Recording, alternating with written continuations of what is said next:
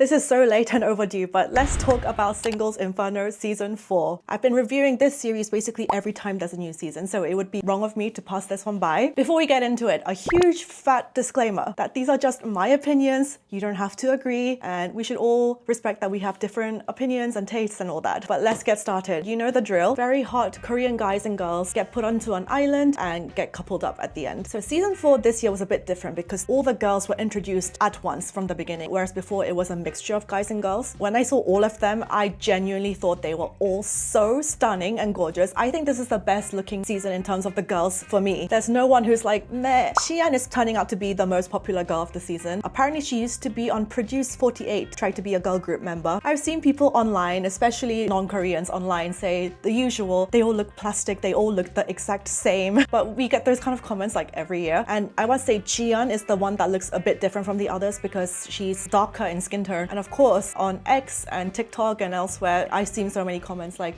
oh, you see, Koreans are so racist. The guys are not interested in her because she is like slightly darker than the other girls. And in my personal opinion, I don't think that's it. I just think they find Xian, in terms of the facial features, they just find her the most pretty. But I must say, whoever is the dentist that did the veneers for all the contestants, he seriously did them dirty. Like, what is going on? Especially Hyejin, I think hers are the worst. She's so pretty. She reminds me of Xian from last season. But her veneers are just way too big for her mouth and way too white and square. They just look so unnatural. If you guys have ever talked to someone who has veneers in real life, if it looks unnatural on camera, in real life it looks insane. I know because I have talked to someone with those kind of veneers and all I could do as they were talking was just like stare at their teeth. It's very like uncanny valley. Before I move on to the guys, I just want to quickly interrupt to introduce the sponsor of this video, Bravo Korea by Jeonbuk Bank. So this deal only applies to foreigners who are currently living in Korea. So if you don't apply, feel free to skip ahead. But if you are studying, living, working in Korea, let me tell you about this app that might be very useful for you. So this Bravo Korean app will have perks such as an international money transfer service where you can compare rates and fees from 10 different companies. So you can send your money abroad with the cheapest rate. There's a budget phone plan comparison service. So again, you can pick out the one that is the best value for you. A community forum where you can connect with other people and discuss tips about living in Korea. A medical service where you can get a detailed diagnosis in your own language for when you're sick and have it translated into Korean so you can show it to your Korean doctor and get recommendations for nearby hospitals and pharmacies. And last but not least, there is also a daily step counter service where you can earn up to 50 Korean won daily just by walking. So yeah, if you're a foreigner living in Korea, definitely try to take advantage of this and check out the link. And now let's go back to the review.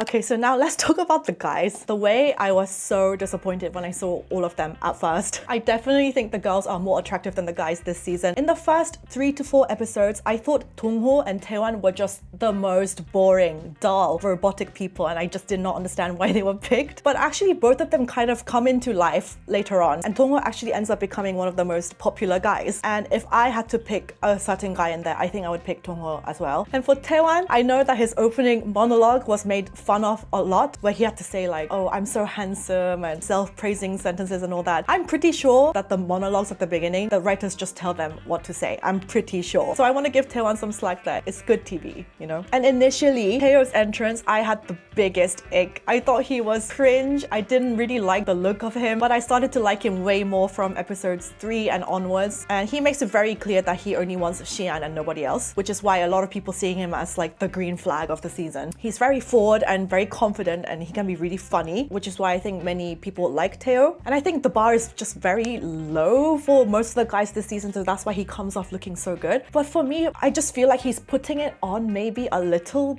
bit. He's an actor by profession, so I don't know if his intentions are genuine or if he's just, you know, acting. But back to the other guys. Let's talk about Jungsu with the deep voice. When I first saw him, he really reminded me of my friend Jason, who's been on my channel before. I'll link up the video. The way he looks, he really reminds me of Jason. I haven't even said that to Jason yet, maybe I should. But apart from how he looks, I don't have any like particular feelings towards him at all. I know a lot of people don't like him because he's a bit like planting his seeds in different girls. That sounds wrong. For me, I just find him a bit boring and just kind of meh. And Junsa, he is the guy with the most screen time this season, 100%. And for me, from episode 1, I did not understand anyone who found him attractive. I think many people have been comparing him to Dex from season 2, who has become a superstar since his appearance on the show, and he's on the panel as well. But yeah, I just don't find Junso like handsome at all, but it's also his attitude and the way he speaks to girls is like off-putting. The first red flag was, so him and Yujin originally first coupled up and went to Paradise together, and it seemed like things were kind of going well between them, but I think it was episode 4, the infamous Campfire scene where Yujin embarrasses herself and people start to get a bit cringed out by her. The panel was saying she's maybe drunk too much and trying too hard to be this bubbly, cheerful character, and she also got on the swings to swing by herself and she was like laughing by herself. And when I watched that initially, I also felt the same way, but now looking back on it, I think they made it a bit too much of a big deal than it actually was. The camera angle of her on the swing, just the whole vibe, it was just edited to be way worse than it actually should have been. I'm sure she felt embarrassed looking back on it as it is, and I just think she just had one too many drinks. I literally think that's it. But Junso is visibly turned off by her here, and he leaves her and just goes to a table to talk with the other girls, and they all kind of start bad-mouthing her on the swing and stuff. This did not feel very gentlemanly or respectful to me. He can move on, that's absolutely fine, but he could have just moved on to someone else without saying anything or without like making fun of her, you know? And the other red flag is that he has a tendency to call the girls like yeah, 너는 뭐 할래? But like this. And this is a big no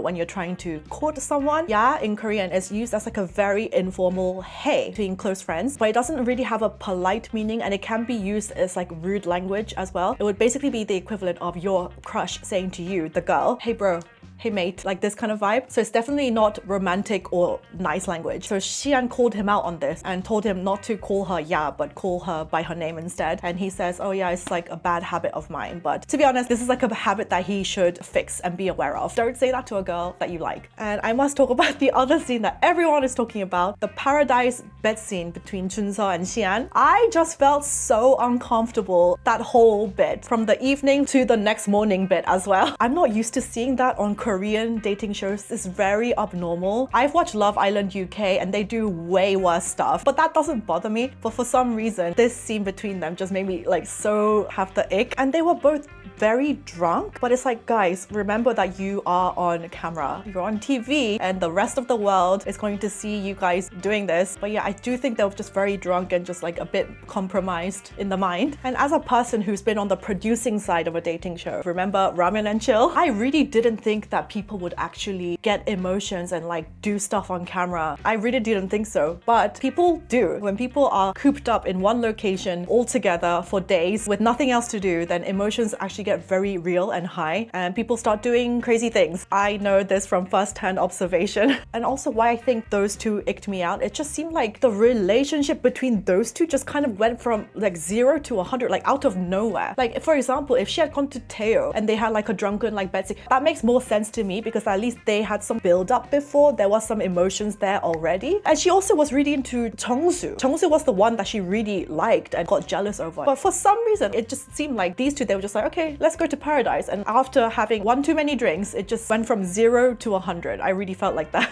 Like a drunken sudden urge of desire. You know what I mean? Anyway, my favorite couple is Dongho and Arin. They actually even live in the same neighborhood in Seoul. So it's like, it's destiny. It's meant to be. And Dongho has 3 girls who are interested in him right now. But I do think that him and Arin will go all the way. At first, I thought she was not that interesting. She seemed kind of cold and had not much to say. But you can tell that she gets so bubbly and happy when she's with him. She gets giddy and like kicking her feet. Jian and Taewan, those two have coupled up. I found him like such a nothing burger at the beginning, but he had some moments where he's like goofy or clumsy and like he is kind of funny, but not intentionally. He's like unintentionally funny. But to be honest, I don't think she likes him that much. So they spent one night in Paradise together, those two, and then the next day he wins in one of the games and he gets the opportunity to go to Paradise again, and he's basically saying, I want to take you again. And she tells him, I think maybe you should consider your options and maybe take another girl and see how you feel about me, and then you can figure out your feelings as well. And that just screams to me she does not like it. Because if I were her, if I were in there is no way I am giving up the opportunity to go spend alone time with the guy that I like and also give that opportunity to some other girl. There's no way I'm doing that. So yeah, she just doesn't like him all that much. But I do think they will end up leaving coupled up together. And finally, we must talk about the latecomers, Haerin and Jonghoon. At first, I potentially thought he could shake things up, but he has turned out to be the biggest disappointment. He brought nothing to the show And the producers really need to save the most attractive, the most alluring in character and personality for the latecomers. And they didn't do that here for both the guy and the girl. Dex in season 2 is the perfect example. He really stirred things up. He came in late and he took over the show. So he was the perfect example. But for this season, the latecomers are not doing anything for me. As for the girl Hedin, I laughed when she came in and she met everyone and she called all the girls, oh, 언니 there. And you can see all the girls' faces. They did not like that because what that implies, 언니 is the term that you use to greet a girl that is older than you in age. This new girl walks in. She doesn't know any of their ages, but she's still like, oh, 언니 there. So implying that they look older than her. So it was kind of shady. And that's why all the girls' faces, they were like,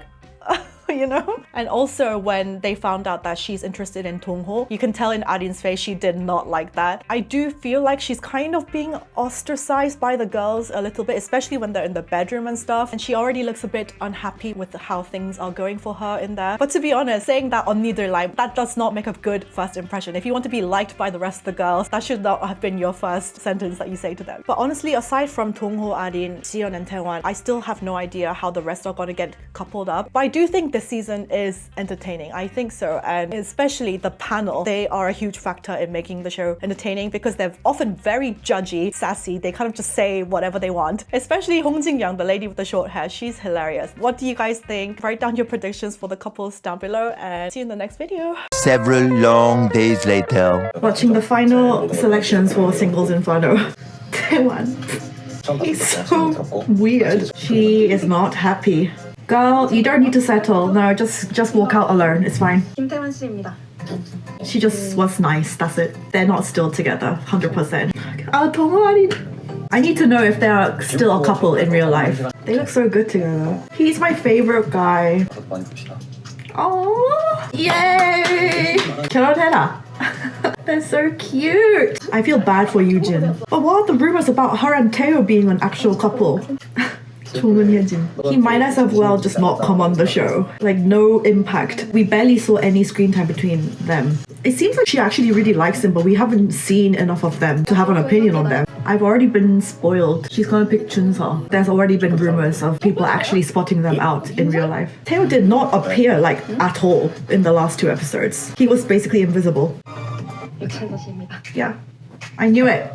I knew it. It was the nights in paradise and the bed scenes. It was too much. She felt too strongly about him after that. Do you think they'll last long? I feel like their personalities are too different. I wonder how Jongsu is going to feel watching the episodes back because he probably doesn't know that they got that close, those two, when they got drunk. But they look so unhappy on the second night in paradise. You see, they cuddled again on the second night. There was too much skinship. She's being blinded by the physical attraction, the horniness. I think Minseol, she is actually so adorable and sweet. Sad it didn't work out for her though. 솔직히 잠깐이라도 흔들렸지? 인정하자. She's so confident. 정우 씨는 사실 Fair enough.